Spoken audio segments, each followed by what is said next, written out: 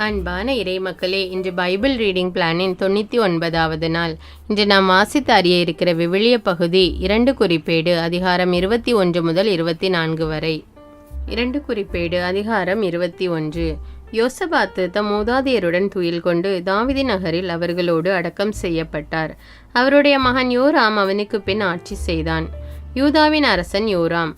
யோராமின் சகோதரர்களான அசரியா, எகியேல், செக்கரியா, அசரியா, மிக்காவேல், செபத்தியா என்பவர்கள் இஸ்ரேலின் அரசராயிருந்த யோசபாத்தின் புதல்வர்கள். அவர்களுடைய தந்தை பொன் வெள்ளி அன்பளிப்புகளையும் விலையேற பெற்ற பொருள்களையும் யூதாவின் அரண்சூல் நகர்களையும் அவர்களுக்கு அளித்தார். யோராம் தலைமகனானதால் அவருக்கு அரசையே அளித்தார். யோராம் தன் தந்தையின் அரசை நிலைநாட்ட தன்னை உறுதிப்படுத்தி கொண்ட பின் தன் சகோதரர் எல்லாரையும் இஸ்ரேலின் தலைவர்களில் சிலரையும் தனது வாளுக்கு இரையாக்கினான். யோராம் அரசனான போது அவனுக்கு வயது 32. அவன் எருசலேமில் 8 ஆண்டுகள் ஆட்சி செய்தான். அவன் இஸ்ரேல் அரசர்களின் வழியிலேயே நடந்து ஆகாபின் வீட்டாரைப் போலவே செய்து வந்தான். ஏனெனில் ஆகாபின் மகளே அவனுக்கு மனைவியாய் இருந்தாள். எனவே அவன் ஆண்டவர் பார்வையில் தீயென செய்து வந்தான். ஆனால் ஆண்டவர் தாவீதின் வீட்டாரை அழித்துவிட விரும்பவில்லை. ஏனெனில் அவர் தாவீதோடு ஒரு உடன்படிக்கை செய்து அவருக்கும் அவர் மைந்தர்களுக்கும் எந்நாளும் ஒரு குல விளக்கை தருவதாக வாக்குறுதி அளித்திருந்தார். அவனது ஆட்சியில் ஏதோம் யூதாவின் அதிகாரத்திற்கு எதிராக கிளர்ச்சி செய்து தன்னை ஆட்சி செய்ய ஓர் அரசனை ஏற்படுத்தி கொண்டது. யோராம் தன் படைத்தலைவர்களையும் தேர்ப்படைகள் அனைத்தையும் இரவோடு இரவாய் அழைத்து சென்று தன்னை முற்றுகையிட்டிருந்த ஏதோமியரையும் தேர்ப்படை தலைவர்களையும் முறியடித்தான். ஆனால் யூதாவின் அதிகாரத்திற்கு அடிபணியாது ஏதோமியர் இன்று வரை கிளர்ச்சி செய்து கொண்டிருக்கிறார்கள். யோராம் தன் மூதாதையரின் கடவுளாகிய ஆண்டவரை புறக்கணித்ததால் அந்நாளில் லெப்னாவும் அவனது ஆட்சிக்கு எதிராக கிளர்ச்சி செய்தது.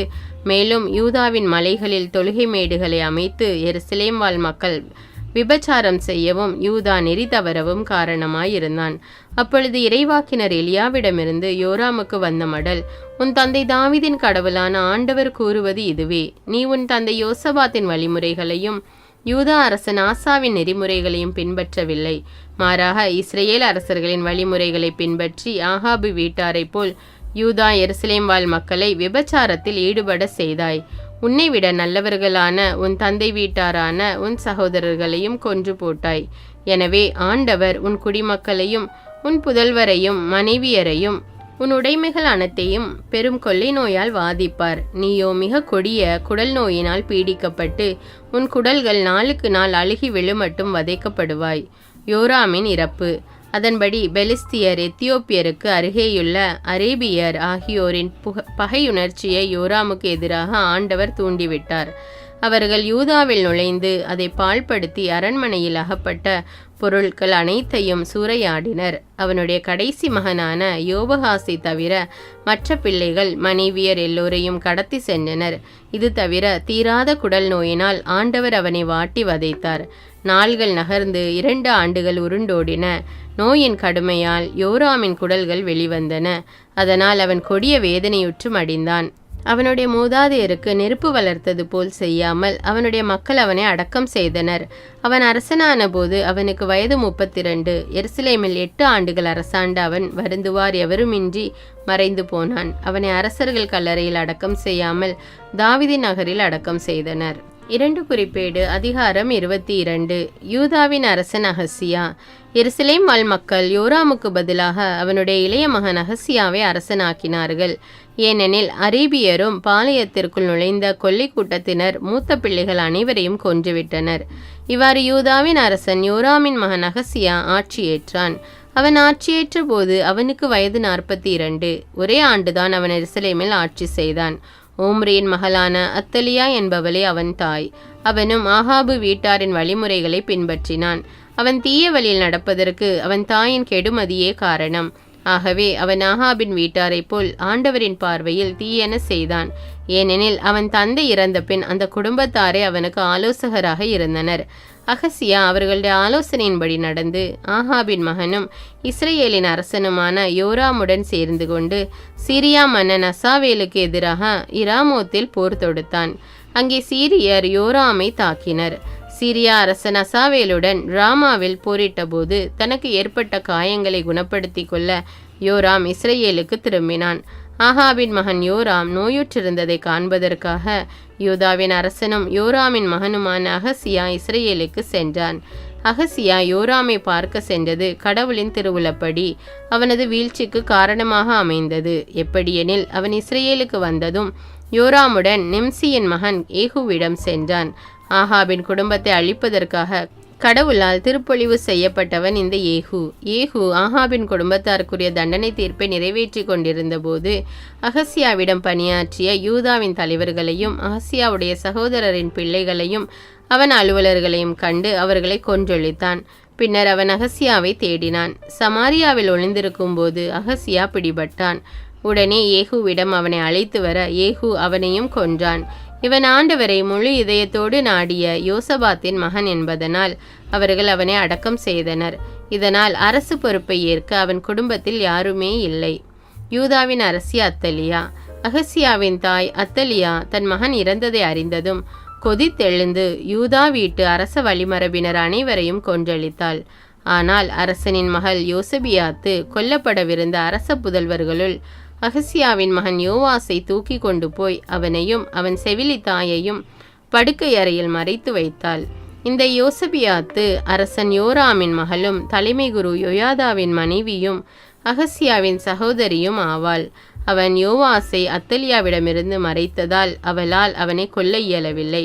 நாட்டை அத்தலியா ஆட்சி செய்த 6 ஆண்டளவும் அரசனின் மகன் அவர்களோடு கடவுளின் இல்லத்தில் ஒளித்து வைக்கப்பட்டிருந்தான். 2 குறிப்பேடு அதிகாரம் 23. அரசி அத்தலியாவுக்கு எதிரான கிளர்ச்சி. அத்தலியா ஆட்சியின் 7ஆம் ஆண்டில் யோயாதா தம் நிலையை உறுதிப்படுத்தி கொண்டு நூற்றுவர் தலைவர்களான எரோகாமின் மகன் அசரியா, யோகனானின் மகன் இசுமவேல், ஓபேதின் மகன் அசரியா, அதாயாவின் மகன் மகசேயா, சிக்ரியின் மகன் எலிபாபாற்று ஆகியோரை தம்முடன் ஒப்பந்தம் செய்ய வைத்தார். இவர்கள் யூதா எங்கும் போய் அதன் நகர்களில் இருந்த லேவியர்களையும் இஸ்ரேல் குல தலைவர்களையும் கூட்டிக் கொண்டு எருசலேமுக்கு வந்தனர். சபையார் யாவரும் கடவுளின் இல்லத்தில் யோவாசுடன் உடன்படிக்கை செய்து கொண்டனர். யோயாதா அவர்களை நோக்கி, இதோ அரசனின் மைந்தன், தாவிதின் புதல்வர்களை குறித்து ஆண்டவர் கூறியபடியே அவன் அரசாள்வான். நீங்கள் செய்ய வேண்டியது இதுவே: ஓய்வு நாளில் பணிபுரியும் குருக்களும் லேவியருமான உங்களில் 1/3 பகுதியினர் நகர வாயிலிலும், 2ஆம் பகுதியினர் அரண்மனையிலும், 3ஆம் பகுதியினர் அடித்தள வாயிலிலும் காவல் இருக்க வேண்டும். மக்கள் எல்லோரும் ஆண்டவரின் இல்லத்து முற்றத்தில் நிற்க வேண்டும். குருக்களையும் திருப்பணியில் ஈடுபட்டிருக்கும் லேவியரையும் தவிர வேறெவனும் ஆண்டவரின் இல்லத்துக்குள் நுழையக்கூடாது. புனிதப்படுத்தப்பட்ட இவர்கள் மட்டுமே நுழையலாம். மக்கள் அனைவரும் ஆண்டவருக்கான காவலில் கருத்தாய் இருப்பார்களாக. லேவியர் தங்கள் படைக்கலன்களை தாங்கியவராய் அரசனை எப்பக்கமும் சூழ்ந்து நிற்க வேண்டும். திருக்கோவிலுள் நுழையும் மற்ற எவனும் கொல்லப்படுவான். அரசன் வந்து போகும் இடமெல்லாம் லேவியர் அவனோடு இருக்க வேண்டும் என்றார். குரு யோயாதா கட்டளையிட்டவாறே லேவியர்களும் யூதா மக்கள் அனைவரும் செய்தனர். அவர்கள் ஒவ்வொருவரும் ஓய்வு நாளில் பணியேற்போரும் விடுப்பில் செல்வோரும் அவரவர் தம் ஆள்களை கூட்டி வந்தனர். ஏனெனில் குரு யோயாதா விடுப்பில் செல்லும் குருக்களை கலைந்து போக அனுமதிக்கவில்லை. அரசர் தாவீது ஆண்டவரின் இல்லத்தில் வைத்திருந்த ஈட்டிகள், கேடயங்கள், பரிசைகள் முதலியவற்றை குரு யோயாதா நூற்றுவர் தலைவர்களிடம் அளித்தார். மக்கள் அனைவரும் படைக்கலன் தாங்கியவராய் திருக்கோவிலின் தென்புறம் தொடங்கி வடபுறம் வரை பலிபீடத்துக்கும் திருக்கோவிலுக்கும் முன்னும் அரசனை சுற்றிலும் நிறுத்தப்பட்டனர். பின்னர் அரச மகனை வெளியே அழைத்து வந்து அவனது தலைமேல் மகுடத்தை வைத்து உடன்படிக்கை சுருளை அவனது கையில் கொடுத்து அவனை அரசனாக்கினார்கள். பிறகு யோயாதாவும் அவர் புதல்வர்களும் அவனை திருப்பொழிவு செய்து, அரசே வாழ்க என்று முழங்கினர். மக்கள் ஓடி வந்து அரசனை புகழும் பேரொலி கேட்டவுடன் அத்தலியா ஆண்டவரின் இல்லத்தில் கூடியிருந்த மக்களிடம் சென்றாள். ஆனால் வாயில் தூண் அருகில் அரசன் நிற்பதையும் தலைவர்களும் எக்காலம் ஊதுபவர்களும் அரசனின் அருகில் நிற்பதையும் நாட்டின் எல்லா மக்களும் மனமகிழ்ந்து எக்காலம் ஊதுவதையும் பாடகர்கள் இசை கருவிகளுடன் புகழ்ந்து பாடுவதில் முன்னணியில் நிற்பதையும் கண்டவுடன் அத்தலியா தன் ஆடைகளை கிழித்து கொண்டு சதி சதி என்று கத்தினாள். பின்னர் குரு யோயாதா படைகளுக்கு பொறுப்பேற்றிருந்த நூற்றுவர் தலைவர்களை நோக்கி, அவளை பிடித்து சுற்று மதிலுக்கு புறம்பே கொண்டு போங்கள். எவனாவது இவளோடு சேர்ந்து கொண்டால் அவனை வெட்டி வீழ்த்துங்கள். ஆண்டவரின் இல்லத்தில் அவளை கொன்று போடக்கூடாது என்று கூறியிருந்தார். அதன்படி அவளை பிடித்து அரண்மனையின் குதிரை வாயிலுக்கு கொண்டு வந்து அங்கே அவளை கொன்று போட்டனர். யோயாதாவின் சீர்திருத்தங்கள். பின்னர் யோயாதாம் தானும் எல்லா மக்களும் அரசனும் ஆண்டவரின் மக்களாயிருப்பதாக ஒரு உடன்படிக்கை செய்து கொண்டார். அதன்பின் எல்லா மக்களும் பாகாலின் கோவிலில் நுழைந்து அதனை இடித்து பலிபீடத்தையும் சிலைகளையும் தகர்த்து பாகாலின் அர்ச்சகன் மாத்தானை பலிபீடங்களுக்கு முன்பாக கொன்றொழித்தனர். ஆண்டவரின் இல்லத்தை கண்காணிப்போராக தாவீதின் நியமனத்தின்படி லேவிய குருவை யோயாதா நியமித்தார்.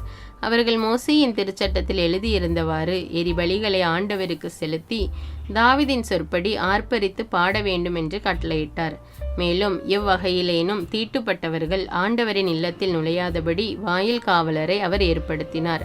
பின்னர் நூற்றுவர் தலைவர்கள், மேன்மக்கள், மக்களின் ஆளுநர்கள் மற்றும் நாட்டு மக்கள் அனைவரும் புடைசூழ ஆண்டவரின் இல்லத்திலிருந்து உயர் வாயில் வழியாக அரசரை அரண்மனைக்கு அழைத்து சென்று அங்கே அரசரின் அரியணையில் அமர்த்தினர். நாட்டு மக்கள் எல்லோரும் மகிழ்ந்தனர். அத்தலியா வாளுக்கு இரையாகி மாண்ட பின் நகரில் அமைதி நிலவிற்று.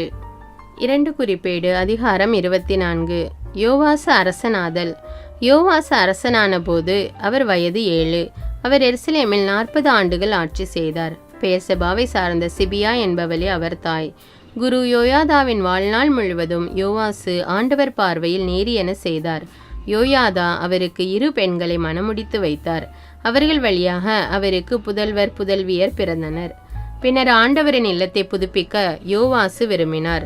எனவே அவர் குருக்களையும் லேவியரையும் ஒன்று கூட்டி அவர்களிடம், நீங்கள் யூதா நகர்களுக்கெல்லாம் சென்று உங்கள் கடவுளின் இல்லத்தை ஆண்டுதோறும் பழுது பார்க்க இஸ்ரேல் எங்கும் பணம் சேகரியுங்கள், இதனை விரைவாக செய்யுங்கள் என்றார். ஆனால் லேவியர் இதை விரைவாக செய்யவில்லை. ஆகையால் அரசர் தலைமை குரு யோயாதாவை அழைத்து ஆண்டவரின் அடியாராகிய மோசே உடன்படிக்கை கூடாரத்திற்காக இஸ்ரேல் மக்கள் எல்லோரும் வரி கொடுக்குமாறு பணித்தார். லேவியரோ அவ்வரியை யூதாவிலும் எருசலேமிலும் வசூலிக்காமல் இருப்பதை நீர் ஏன் கண்டிக்காமல் இருக்கிறீர்? அந்த தீய பெண் அத்தலியாவும் அவளுடைய புதல்வர்களும் கடவுளின் இல்லத்தினுள் வன்முறையாய் நுழைந்து ஆண்டவரின் இல்லத்து புனித பொருள்களையெல்லாம் கொள்ளையிட்டு அவற்றை பாகால்களுக்காக பயன்படுத்தினர் என்றார். பின்னர் அரசரின் கட்டளைக்கேற்ப ஒரு பெட்டியை செய்து அதை ஆண்டவரின் இல்லத்து வாயிலுக்கு வெளியே வைத்தனர். கடவுளின் அடியார் மோசே பாலை நிலத்தில் இஸ்ரேலருக்கு கட்டளையிட்ட வரி பணத்தை ஆண்டவருக்கு கொண்டு வாருங்கள் என்று யூதாவிலும் எருசலேமிலும் பறைசாற்றினர். இதை கேட்டு எல்லா தலைவர்களும் மக்களும் மகிழ்ச்சியுற்று தங்கள் வரி பணத்தை கொண்டு வந்து பெட்டியில் போடவே பெட்டியும் நிறைந்தது. பெட்டியில் பணம் நிறைந்து விட்டதை கண்ட லேவியர் பெட்டியை அரசரின் அலுவலரிடம் எடுத்து சென்றனர். அரசரின் செயலரும் தலைமை குருவின் அலுவலரும் பெட்டியில் இருக்கும் பணத்தை கொட்டி எடுத்த பின் அதை திரும்ப அதனிடத்திலேயே வைத்தனர். இவ்வாறு அவர்கள் நாள்தோறும் செய்து ஏராளமாக பணம் சேர்த்தனர். அதை அரசரும் யோயாதாவும் ஆண்டவரின் இல்லப்பணியை கவனித்து வந்த வேலையாள்களிடம் கொடுத்தனர். அவர்கள் ஆண்டவரின் இல்லத்தை புதுப்பிக்க கொத்தர்களையும் தச்சர்களையும் கூலிக்கு அமர்த்தினர். ஆண்டவரின் இல்லத்தை வலுப்படுத்துமாறு இரும்பு வெண்கல வேலையில் தேர்ச்சி பெற்றோரையும் வேலைக்கென அமர்த்தினர். வேலையாள்களின் பொறுப்பில் கடவுளின் இல்லத்தை புதுப்பிக்கும் பணி விரைவாக முன்னேறியது. அவர்கள் முன்னைய நிலைக்கு அதனை கொணர்ந்து இன்னும் வலுப்படுத்தினர். வேலைகள் எல்லாம் முடிந்த பின் எஞ்சியுள்ள பணத்தை அரசருக்கும் யோயாதாவுக்கும் முன்பாக கொண்டு வந்தனர். அவர்கள் அதை கொண்டு ஆண்டவரின் இல்ல பணிக்கென பாத்திரங்களையும் திருப்பணி எரிபலி ஆகியவற்றுக்கான பாத்திரங்களையும் கிண்ணங்களையும் மற்றும் பொன் வெள்ளி பாத்திரங்களையும் செய்தனர். யோயாதாவின் வாழ்நாள் முழுவதும் ஆண்டவரின் இல்லத்தில் எரிபலிகள் தொடர்ந்து செலுத்தப்பட்டன. யோயாதா நிறைய ஆயுள் கண்டு முதுமை எய்தி இறந்தார். அவர் இறந்தபோது அவருக்கு வயது 130. அவர் இஸ்ரேலருக்கும் கடவுளுக்கும் அவரது இல்லத்துக்கும் நற்பணி செய்திருந்ததனால் அவரை தாவீது நகரில் அரசர்களுக்கு அருகே அடக்கம் செய்தனர். ஆனால் யோயாதா இறந்த பின் அரசர் தம்மை பணிந்து நின்ற தலைவர்களின் சொற்களுக்கு இணங்கினார். அதனால் அவர்கள் தங்கள் முன்னோர்களின் கடவுளான ஆண்டவரின் இல்லத்தை புறக்கணித்து அசேரா கம்பங்களையும் சிலைகளையும் வழிபட்டனர். அவர்கள் செய்த இப்பாவத்தின் பொருட்டு யூதாவின் மேலும் எருசலேமின் மேலும் இறைவன் கடும் கோபம் கொண்டார். அவர்கள் தம்மிடம் மீண்டும் வருவதற்கு ஆண்டவர் அவர்களிடம் இறைவாக்கினர்களை அனுப்பினார். அவர்களும் மக்களை கண்டித்தனர். ஆனால் அவர்கள் செவி கொடுக்கவில்லை. அப்போது கடவுளின் ஆவி குரு யோயாதாவின் மகன் செக்கரியாவின் மேல் இறங்கியது. அவர் மக்கள் முன் நின்று அவர்களை நோக்கி, இதோ கடவுள் கூறுகிறார், ஆண்டவரின் கட்டளைகளை மீறுவதேன்? அதனால் நீங்கள் வாழ்வில் முன்னேற மாட்டீர்களே. ஆண்டவரை நீங்கள் புறக்கணித்ததால் அவரும் உங்களை புறக்கணித்துள்ளார் என்று கூறினார். அவர்கள் அவருக்கு எதிராக சதி செய்து ஆண்டவரின் ஆணைக்கேற்ப ஆண்டவரின் இல்லத்து மண்டபத்தில் அவரை கல்லால் எறிந்து கொன்றனர். அவர் தந்தை யோயாதா காட்டிய பேரன்பை மறந்து அரசர் யோவாசு செக்கரியாவை கொல்ல செய்தார். அவர் இறக்கும்போது ஆண்டவர் இதை கண்டு பழி வாங்குவாராக என்றார். யோவாசின் இறப்பு. அடுத்த ஆண்டு சீரியா படையினர் அவருக்கு எதிராக வந்து யூதாவிலும் எருசலேமிலும் புகுந்து மக்களின் எல்லா தலைவர்களையும் கொன்றளித்தனர். கொள்ளை பொருள்கள் அனைத்தையும் தமஸ்கு மன்னனிடம் அனுப்பி வைத்தனர். சீரியர் மிக சிறு படையுடன் தான் வந்தனர். இருப்பினும் தங்கள் முன்னோரின் கடவுளான ஆண்டவரை இஸ்ரேலர் புறக்கணித்ததால் ஆண்டவர் அவர்களது பெரும் படையை சீரியரின் கையில் ஒப்புவித்தார். அவர்கள் யோவாசை தண்டித்தனர். கடும் காயமுற்ற நிலையில் யோவாசை சீரியர் விட்டு சென்றனர். அவருடைய அலுவலர்களோ அவருக்கு எதிராக சதி செய்து குரு யோயாதாவின் மகனின் இரத்த பலியின் பொருட்டு அவரது படுக்கையிலேயே அவரை கொன்றனர். தாவீதின் நகரத்தில் அவர் சடலத்தை அடக்கம் செய்தனர். ஆனால் அரசர்களின் கல்லறையில் அவரை அடக்கம் செய்யவில்லை. அவருக்கு எதிராக சதி செய்தவர் அம்மோனியனான சிம்யாத்தின் மகன் சாபாத்தும் மோவாபியனான சிம்ருத்தியின் மகன் யோசபாத்தும் ஆவர். அவர் புதல்வர் பற்றியும் அவருக்கு எதிராக பல இறைவாக்குகள் பற்றியும் கடவுளின் இல்லத்தை அவர் வலுப்படுத்தியது குறித்தும் அரசர்களின் ஆய்வேட்டில் எழுதப்பட்டுள்ளன. அவருக்கு பின் அவர் மகன் அமட்சியா அரசனானான்.